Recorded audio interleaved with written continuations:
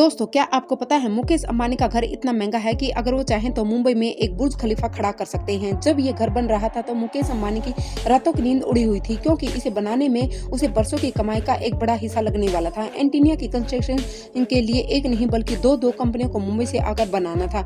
वैसे तो शायद आपको ना पता हो, इस घर को 15,000 करोड़ रुपए में बनाया गया था, लेकिन गाइस इतना पैसा लगने के बाद भी लोग इसे बिल्डिंग को दुनिया का सबसे खराब आर्किटेक्ट कहते हैं।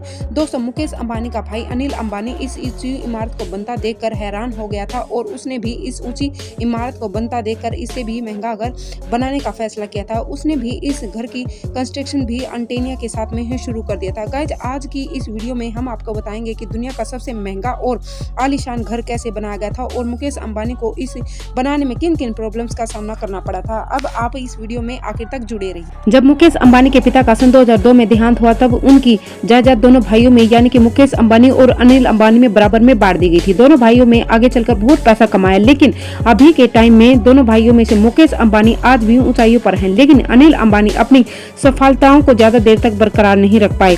अब गाइस, मुकेश अंबानी ने अपनी कमाई के एक बड़े हिस्से से अपने घर एंटीनिया को बनाने का सोचा। पहले तो इस घर में सोचा गया था कि 2 बिलियन का खर्चा किया जाए। अब इतनी बड़ी रकम खर्च होने वाली है तो मुकेश अंबानी ने कोई जल्दबाजी न दिखाते हुए घर के काम को 2006 में शुरू किया था। सबसे पहले मुकेश अंबानी को एक ऐसी जमीन की जरूरत थी जो कि इस आलीशान घर का वजन झेल पाए।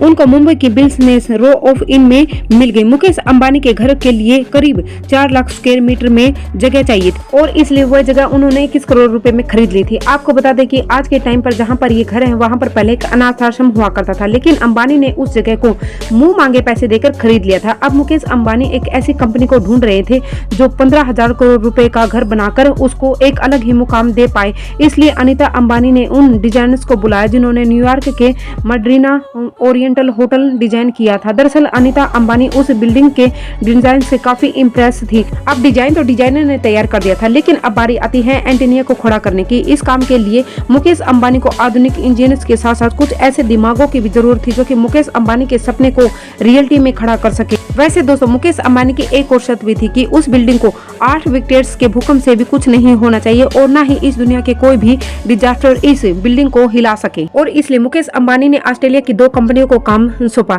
वैसे गाइस, एंटीनिया की नींव एक एडवांस इंजीनियर से बनी हुई नींव है और इसलिए बड़े बड़े पाइप्स को जमीन में गाड़ कर इसका काम शुरू कर दिया था। वैसे गाइस, आपको बता दें कि बुर्ज खलीफा को भी जमीन में गाड़ कर खड़ा किया गया था। अब एंटीनिया का काम चल ही रहा था कि मुकेश अंबानी इस बिल्डिंग को बनाने की डेडलाइन जारी कर दी थी और वो डेडलाइन थी 2010। मुकेश अंबानी वैसे चाहते थे कि उनका घर अनिल अंबानी के घर से पहले तैयार हो। वो सीमेंट को रात के समय ही बनाएंगे क्योंकि रात के समय में ज्यादा गर्मी नहीं होती। करीब 4 साल की कड़ी मेहनत के बाद इंजीनियर से बिल्डिंग के काम को खत्म कर दिया था। अब मुकेश अंबानी घर में एंटर करना चाहते थे कि ज्योतिष ने उन्हें घर में प्रवेश करने से मना कर दिया।